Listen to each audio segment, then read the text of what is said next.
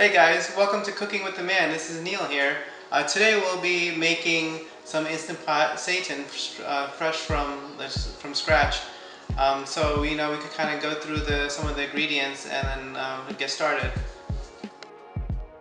So what you're going to need for today will be 1 cup of vital wheat gluten, 1 tablespoon of nutritional yeast, 1 teaspoon of salt, 1 teaspoon of garlic, herbs, and seasoning, which I'll send you a link below just to tell you which one I bought, and 1 teaspoon of paprika.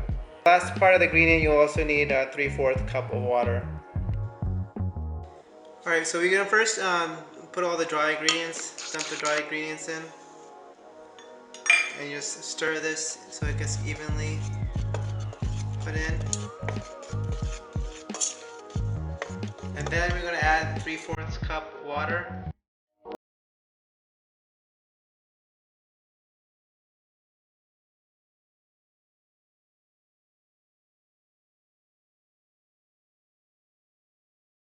And this is kind of what your ball should look like.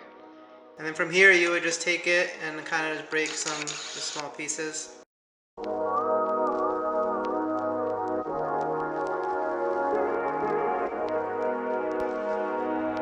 And then after you break all the pieces, you would just add 1 cup of water on the bottom for it to cook. Alright, so now you just have to close the lid and make sure you have your thing sealed on the side. And then you would go in and pressure cook or manual mode on some models. You bring it down to 16 minutes and then you let it go, and then you come back and then we'll show you what it looks like after it's done. Alright, so now once it's finished, you just press the off button over here, cancel, and you make sure the valve is down and you kind of just open the lid.